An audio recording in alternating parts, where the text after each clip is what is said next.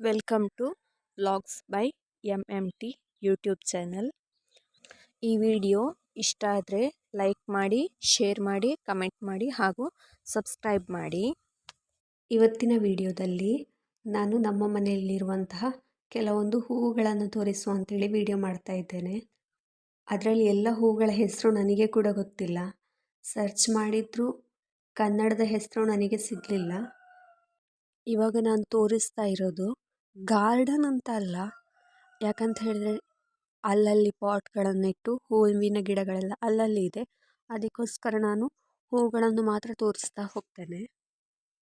ಮೊದಲಿಗೆ ಈ ಹೂವಿನಿಂದ ಸ್ಟಾರ್ಟ್ ಮಾಡ್ತಾ ಇದ್ದೇನೆ. ಈ ಹೂವಿನ ಹೆಸರು ಬ್ಯೂಸಿಲಿಸಿ ಅಂತ ಹೇಳಿ ಬಂತು, ಆದರೆ ಇದರ ಕನ್ನಡದ ಹೆಸರು ನನಗೆ ಗೊತ್ತಿಲ್ಲ. ಇಂಗ್ಲೀಷಲ್ಲಿ ಬ್ಯೂಸಿಲಿಸಿ.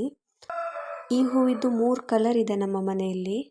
ರೆಡ್ ಕಲರ್ ಇದ್ದು, ಮತ್ತು ಸ್ವಲ್ಪ ಪೀಚ್ ಕಲರ್ ಇದ್ದು, ಇನ್ನೊಂದು ಪಿಂಕ್ ಕಲರ್ ಇದ್ದು, ಹೀಗೆ ಬ್ಯೂಸಿಲಿಸಿಯದ್ದು 3 ಕಲರ್ನ ಹೂ ನಮ್ಮ ಮನೆಯಲ್ಲಿದೆ.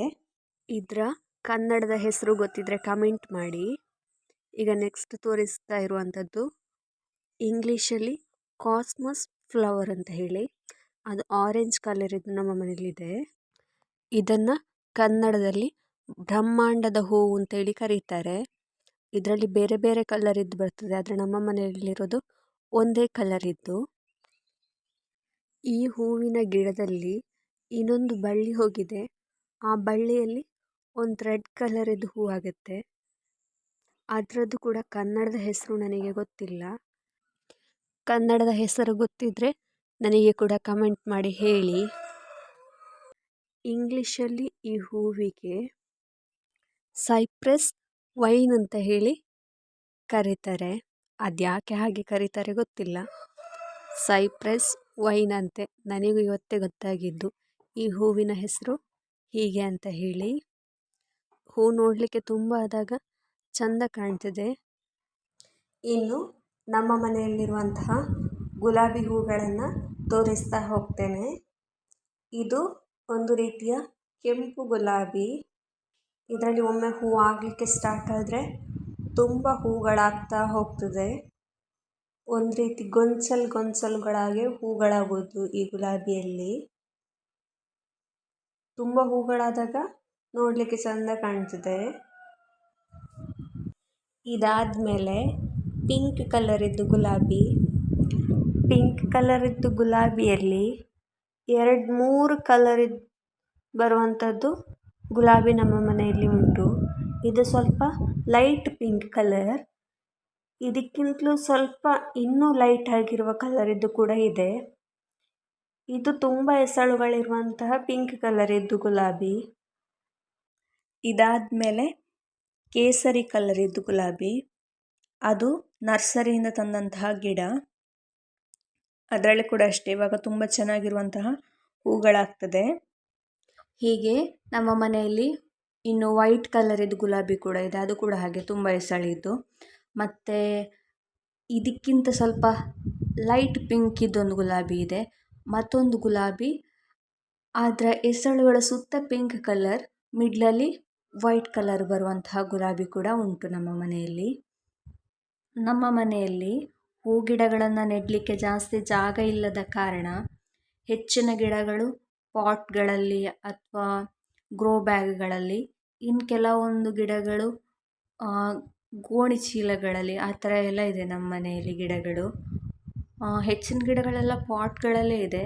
ಬಟ್ ಗುಲಾಬಿ ಗಿಡ ಎಲ್ಲ ಪಾಟ್ಗಳಲ್ಲಿ ಅಷ್ಟು ಚೆಂದ ಬರಲ್ಲ. ನಾವು ಗೋಣಿಯಲ್ಲಿ ನೆಟ್ಟಷ್ಟು ಚೆಂದ ಪಾಟ್ಗಳಲ್ಲಿ ಬರಲ್ಲ. ಅದು ಚಿಕ್ಕ ಪಾಟ್ ಆದರೆ, ದೊಡ್ಡದಾದರೆ ಬರ್ಬೋದು.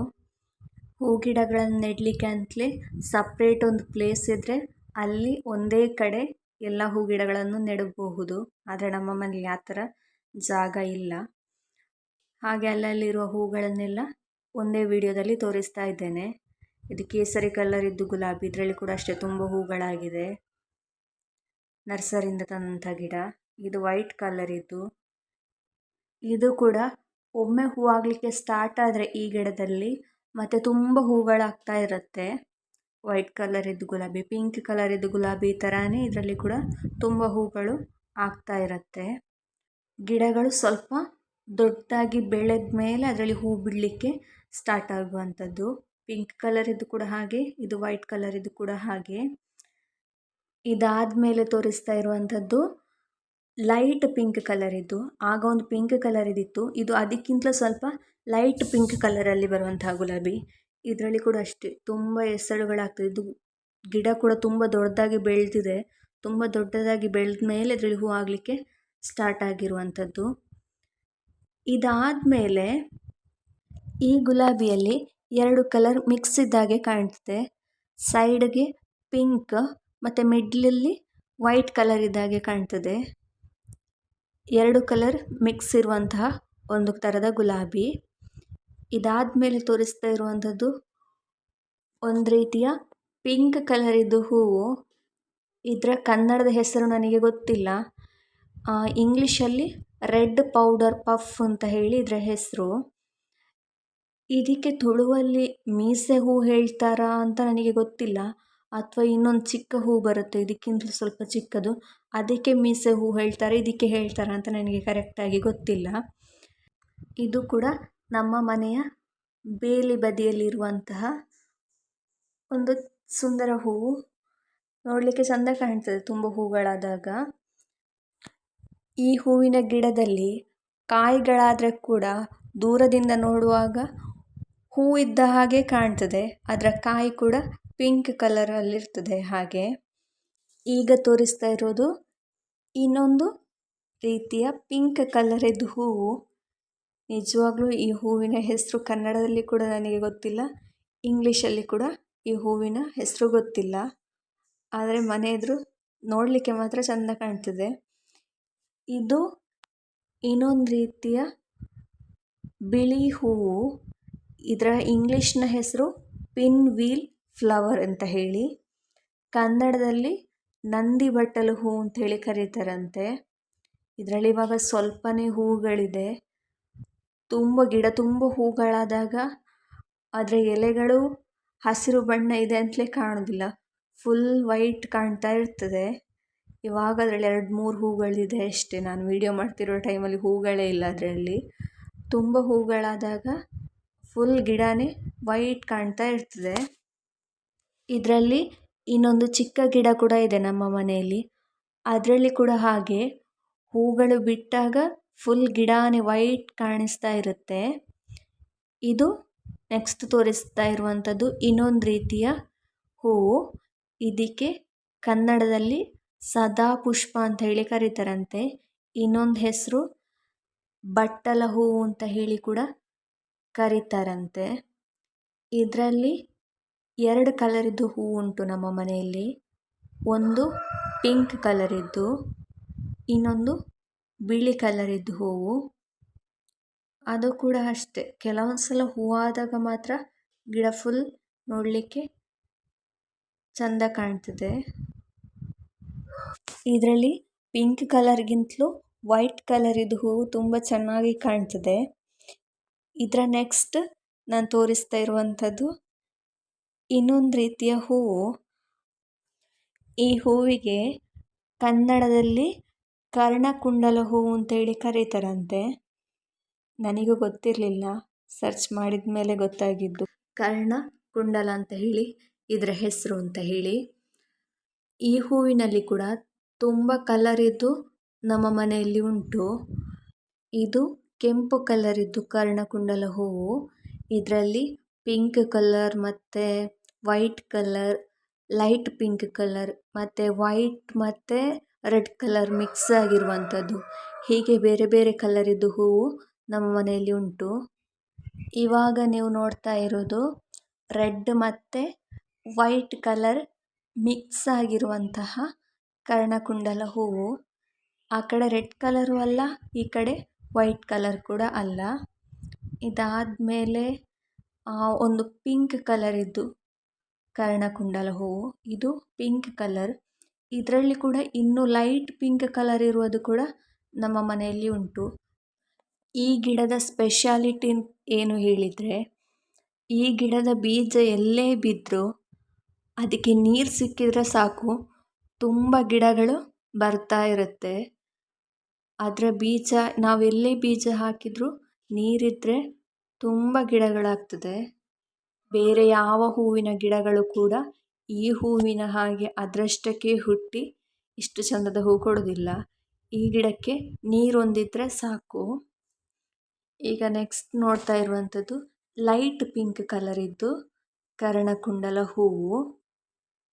ಇದಾದಮೇಲೆ ಇದು ವೈಟ್ ಕಲರ್ನಲ್ಲಿರುವಂತಹ ಕರ್ಣಕುಂಡಲ ಹೂವು. ಪಿಂಕ್ ಮತ್ತು ವೈಟ್ ಕಲರ್ ಇರುವುದು ಒಟ್ಟಿಗೆ ನಾವು ನೋಡಿದಾಗ ಮಾತ್ರ ನಮಗೆ ಅದು ಕಲರ್ ಬೇರೆ ಬೇರೆ ಅಂತ ಅನ್ನಿಸ್ತದೆ. ನಾವು ಬೇರೆ ಬೇರೆಯಾಗಿ ನೋಡಿದರೆ ಅಷ್ಟೊಂದು ಡಿಫ್ರೆನ್ಸ್ ಏನು ಗೊತ್ತಾಗೋದಿಲ್ಲ. ಇದು ಲೈಟ್ ಪಿಂಕಲ್ಲಿರುವಂಥದ್ದು. ಈ ಕಡೆ ಇರುವಂಥದ್ದು ವೈಟ್ ಕಲರ್ ಇದ್ದು ಕರ್ಣಕುಂಡಲ ಹೂವು. ಈ ಹೂವಿನಲ್ಲಿ ನನಗೆ ರೆಡ್ ಕಲರ್ ಮತ್ತು ವೈಟ್ ಕಲರ್ ಮಿಕ್ಸ್ ಆಗಿರುವಂತಹ ಹೂವು ತುಂಬ ಇಷ್ಟ. ಯಾಕೆಂತ ಹೇಳಿದರೆ ಅದು ಹೂವು ತುಂಬ ಆದಾಗ ನೋಡಲಿಕ್ಕೆ ಅಂತ ತುಂಬ ಚೆನ್ನಾಗಿ ಕಾಣ್ತದೆ. ಆ ಕಡೆ ವೈಟ್ ಕಲರೂ ಅಲ್ಲ, ಈ ಕಡೆ ರೆಡ್ ಕಲರೂ ಅಲ್ಲ, ಎರಡು ಕಲರ್ ಕೂಡ ತುಂಬ ಚೆನ್ನಾಗಿ ಕಾಣ್ತದೆ. ತುಂಬ ಹೂಗಳಾಗಿರಬೇಕು ಆವಾಗ. ನಾನು ನೆಕ್ಸ್ಟ್ ತೋರಿಸುವಂತಹ ಹೂಗಳಲ್ಲಿ ಕನಕಾಂಬರ ಅಂದರೆ ಅಬ್ಬಲ್ಲಿಗೆ ಇರ್ಬೋದು, ಅಥವಾ ಜಾಸ್ಮಿನ್ ಅಂದರೆ ಮಲ್ಲಿಗೆ ಇರ್ಬೋದು, ಆಮೇಲೆ ಹಿಬಿಸ್ಕಸ್ ಅಂದರೆ ದಾಸವಾಳ ಇರ್ಬೋದು. ಈ 3 ಹೂವುಗಳದ್ದು ಸಪ್ರೇಟಾಗಿ 3 ವಿಡಿಯೋ ಮಾಡಿ ಇದಕ್ಕಿಂತ ಮುಂಚೆ ಅಪ್ಲೋಡ್ ಮಾಡಿದ್ದೇನೆ. ಮಲ್ಲಿಗೆಯನ್ನು ಹೇಗೆ ಕಟ್ಬೋದು ಅಂತ ಹೇಳಿರ್ಬೋದು, ಅಥವಾ ಬೇರೆ ಬೇರೆ ಕಲರಲ್ಲಿರುವಂತಹ ದಾಸವಾಳಗಳದ್ದು, ಆಮೇಲೆ ಅಬ್ಬಲಿಗೆಯನ್ನು ಹೇಗೆ ಕಟ್ಬೋದು ಅಂತ ಕೂಡ ಇದಕ್ಕಿಂತ ಮುಂಚಿನ ವಿಡಿಯೋಗಳಲ್ಲಿ ಅಪ್ಲೋಡ್ ಮಾಡಿದ್ದೇನೆ. ಆದರೆ ಅದರದ್ದು ಕೂಡ ಒಂದು ಚಿಕ್ಕ ವಿಡಿಯೋವನ್ನು ಇದರಲ್ಲಿ ಆ್ಯಡ್ ಮಾಡಿದ್ದೇನೆ ಅಂತ ಹೇಳಿದರೆ, ಅದು ಕೂಡ ಹೂವು ನಮ್ಮ ಮನೆಯಲ್ಲಿ ಉಂಟು ಅಂತ ಹೇಳಿ ತೋರಿಸ್ಲಿಕ್ಕೋಸ್ಕರ ಈ ವಿಡಿಯೋದಲ್ಲಿ ಆ್ಯಡ್ ಮಾಡಿದ್ದೇನೆ. ಆದರೆ ಅದರ ಸಪ್ರೇಟ್ ವಿಡಿಯೋ ಇದಕ್ಕಿಂತ ಮುಂಚೆ ಇದೆ, ಅದನ್ನು ಕೂಡ ನೋಡಿ. ನೆಕ್ಸ್ಟ್ ನಾನು ತೋರಿಸ್ತಾ ಇರುವಂಥದ್ದು ಸೇವಂತಿಗೆ. ಸೇವಂತಿಗೆಯಲ್ಲಿ ಬೇರೆ ಬೇರೆ ತುಂಬ ಕಲರಿದ್ದು ಸೇವಂತಿಗೆಗಳು ಇರ್ತದೆ. ಆದರೆ ನಮ್ಮ ಮನೆಯಲ್ಲಿರುವಂಥದ್ದು 2 ಕಲರಿದ್ದು. ಇದು ಕೂಡ ಅಷ್ಟೇ, ಯಾವಾಗಲೂ ಹೂ ಆಗಲ್ಲ. ಹೂ ಆದರೆ ಎಲ್ಲ ಹೂಗಳು ಒಮ್ಮೆಲೆ ಆಗ್ತದೆ. ನಮ್ಮ ಮನೆಯಲ್ಲಿ ಒಂದು ಯೆಲ್ಲೋ ಕಲರ್ ಇದ್ದು ಇವಾಗ ನೀವು ನೋಡ್ತಾ ಇರುವಂಥದ್ದು, ಇನ್ನೊಂದು ವೈಟ್ ಕಲರ್ ಇದ್ದು ಸೇವಂತಿಗೆ ಕೂಡ ನಮ್ಮ ಮನೆಯಲ್ಲಿ ಉಂಟು. ಅದು ಕೂಡ ಅಷ್ಟೇ, ಹೂಗಳಾದರೆ ಎಲ್ಲ ಹೂಗಳು ಒಟ್ಟಿಗೆ ಆಗ್ತವೆ. ಒಂದೇ ಗಿಡದಲ್ಲಿ ತುಂಬ ಹೂಗಳಾಗ್ತವೆ. ಆಗ ಈ ಹೂ ಕೂಡ ನೋಡಲಿಕ್ಕೆ ಚೆಂದ ಕಾಣ್ತದೆ. ಇದಾದಮೇಲೆ ನೆಕ್ಸ್ಟ್ ಇರುವಂಥದ್ದು ಸೇವಂತಿಗೆಯಲ್ಲಿ ವೈಟ್ ಕಲರ್ ಇದ್ದು ಸೇವಂತಿಗೆ. ಅದು ಇದರಷ್ಟು ನೋಡಲಿಕ್ಕೆ ಚೆಂದ ಕಾಣೋದಿಲ್ಲ, ಆದರೆ ಹೂ ಆದಾಗ ಎಲ್ಲ ಹೂಗಳು ಒಟ್ಟಿಗೆ ಆಗ್ತವೆ. ಯೆಲ್ಲೋ ಸೇವಂತಿಗೆ ಮತ್ತು ಬಿಳಿಯ ಸೇವಂತಿಗೆ ಕಂಪೇರ್ ಮಾಡಿದರೆ ಈ ಯೆಲ್ಲೋ ಸೇವಂತಿಗೆನೇ ನೋಡಲಿಕ್ಕೆ ತುಂಬ ಚೆಂದ ಕಾಣ್ತದೆ. ಬಿಳಿಯ ಸೇವಂತಿಗೆ ನೋಡಲಿಕ್ಕೂ ಅಷ್ಟು ಚೆಂದ ಕಾಣೋದಿಲ್ಲ, ಮತ್ತು ಯೆಲ್ಲೋ ಸೇವಂತಿಗೆಯಷ್ಟು ದಿನ ಹೆಚ್ಚಾಗಿ ಉಳಿಯೋದು ಕೂಡ ಇಲ್ಲ. ಇವಾಗ ನೀವು ನೋಡ್ತಾ ಇರುವಂಥದ್ದು ವೈಟ್ ಕಲರ್ ಇದ್ದು ಸೇವಂತಿಗೆ. ಇದು ಯೆಲ್ಲೋ ಕಲರ್ನ ಸೇವಂತಿಗೆ ಅಷ್ಟು ನೋಡಲಿಕ್ಕೆ ಚೆಂದ ಕಾಣೋದಿಲ್ಲ, ಆದರೆ ಚಿಕ್ಕ ಗಿಡದಲ್ಲಿ ಹೂ ಆಗ್ತದೆ. ಬಿಳಿ ಸೇವಂತಿಗೆಯ ಗಿಡ ತುಂಬ ಚಿಕ್ಕದು, ಆದರೆ ಗಿಡದ ತುಂಬ ಹೂವಾಗಿರ್ತದೆ. ನೋಡಲಿಕ್ಕೆ ಚೆಂದ ಇಲ್ಲದಿದ್ದರೂ ಚಿಕ್ಕ ಗಿಡದಲ್ಲಿ ತುಂಬ ಹೂಗಳಾದಾಗ ಏನೋ ಒಂಥರ ಚೆಂದ ಕಾಣ್ತದೆ. ಆದರೆ ಯೆಲ್ಲೋ ಸೇವಂತಿಗೆ ಅಷ್ಟು ಚೆಂದ ಇರೋದಿಲ್ಲ ಅಂತ ಅಷ್ಟೇ. ಇನ್ನು ತೋರಿಸ್ತಾ ಇರುವ ಕೆಲವು ಹೂಗಳದ್ದು ನಾನು ಮುಂಚೆ ವಿಡಿಯೋ ಮಾಡಿದೆ ಅಂತ ಹೇಳಿದ್ನಲ್ಲ, ಅದೇ ಹೂಗಳು. ಮುಂಚಿನ ವಿಡಿಯೋ ಕೂಡ ನೋಡಿ. ಇವಾಗ ನೀವು ನೋಡ್ತಾ ಇರುವಂತಹ ಹೂವು ಅಬ್ಬಲ್ಲಿಗೆ ಹೂವು. ಅದಕ್ಕೆ ಕನಕಾಂಬರ ಹೂ ಅಂತಲೂ ಹೇಳ್ತಾರೆ, ಆದರೆ ನಮ್ಮ ಲೋಕಲ್ ಲ್ಯಾಂಗ್ವೇಜಲ್ಲಿ ಅಂದರೆ ತುಳುವಲ್ಲಿ ಅಬ್ಬಲ್ಲಿಗೆ ಅಂತ ಹೇಳ್ತಾರೆ.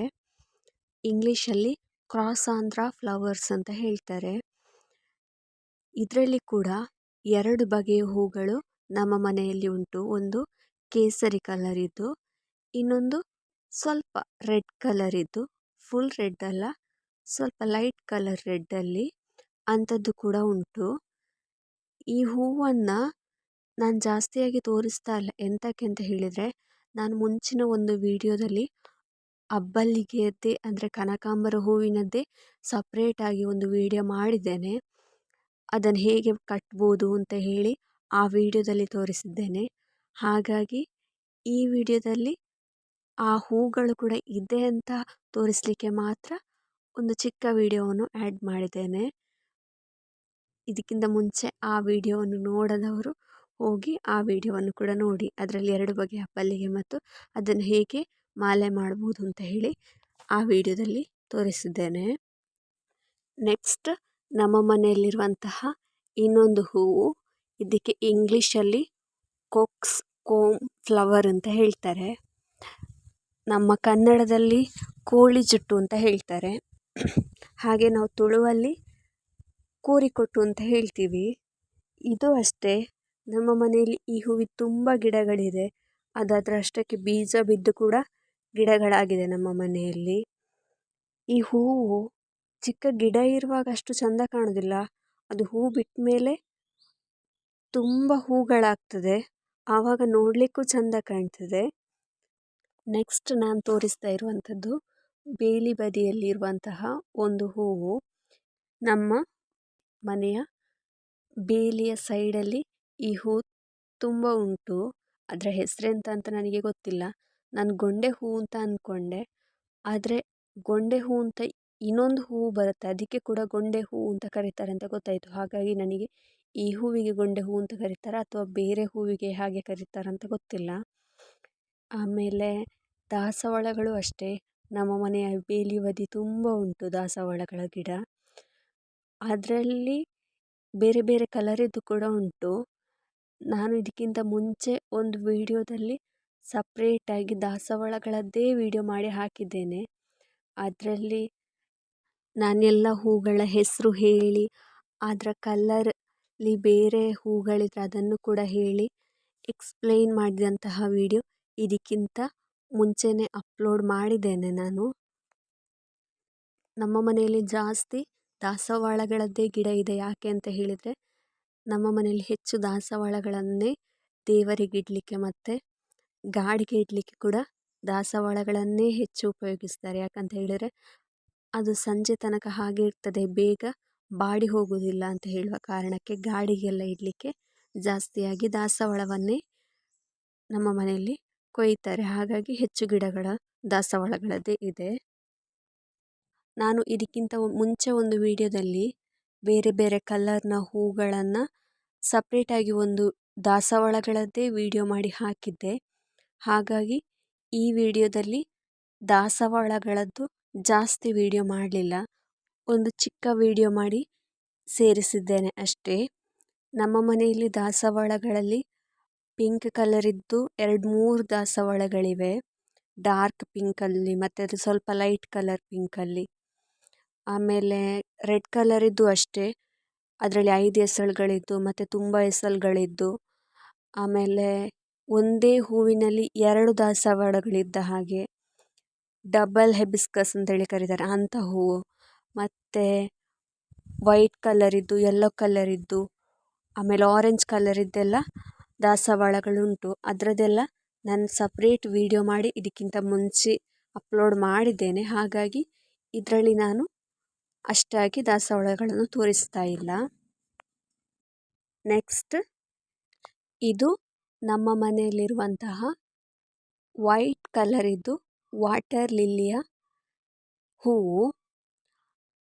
ಅದಕ್ಕೆ ನಾವು ತುಳುವಲ್ಲಿ ಹೇಳುವಾಗ ತಾವರೆ ಅಂತಲೇ ಹೇಳ್ತೇವೆ, ಆದರೆ ಇಂಗ್ಲೀಷ್ನಲ್ಲಿ ಅದಕ್ಕೆ ವಾಟರ್ ಲಿಲ್ಲಿ ಅಂತ ಹೇಳಿ ಕರೀತಾರೆ. ಇದರದ್ದು 2 ಗಿಡ ಇದೆ, ಅದರಲ್ಲಿ ಒಂದರಲ್ಲಿ ಹೂವು ಆಗೋದಿಲ್ಲ, ಇದು ಒಂದೇ ಗಿಡದಲ್ಲಿ ಹೂವಾಗುವಂಥದ್ದು. ಅದರಲ್ಲಿ ಜೇನು ಬಂದು ಕೂತಿದೆ, ವಿಡಿಯೋ ಮಾಡುವಾಗ ಅದು ಕೂಡ ಕಾಣಲಿಕ್ಕೆ ಸಿಕ್ತು. ಇನ್ನು ನೆಕ್ಸ್ಟ್ ಇರುವಂಥದ್ದು ನಮ್ಮ ಮನೆಯಲ್ಲಿರುವ ಮಲ್ಲಿಗೆಯ ಗಿಡ. ಮಲ್ಲಿಗೆಯ ಗಿಡ ನಾನು ಮುಂಚೆ ಒಂದು ವಿಡಿಯೋದಲ್ಲಿ ತೋರಿಸಿದ್ದೇನೆ, ಹಾಗಾಗಿ ಇದರಲ್ಲಿ ಒಂದು ಚಿಕ್ಕ ವಿಡಿಯೋವನ್ನು ಹಾಕಿದ್ದೇನೆ ಅಷ್ಟೇ. ಯಾಕಂತ ಹೇಳಿದರೆ ಮುಂಚೆ ಒಂದು ವಿಡಿಯೋದಲ್ಲಿ ಮಲ್ಲಿಗೆಯನ್ನು ಕೊಯ್ದು ಅದನ್ನು ಹೇಗೆ ಕಟ್ಬೋದು ಅಂತ ಹೇಳಿ ಒಂದು ವಿಡಿಯೋ ಮಾಡಿ ಹಾಕಿದ್ದೇನೆ. ನಮ್ಮ ಮನೆಯಲ್ಲಿರುವ ಕೆಲವು ಹೂಗಳ ವಿಡಿಯೋವನ್ನು ನೋಡಿದ್ದಕ್ಕೆ ಧನ್ಯವಾದಗಳು. Thank you.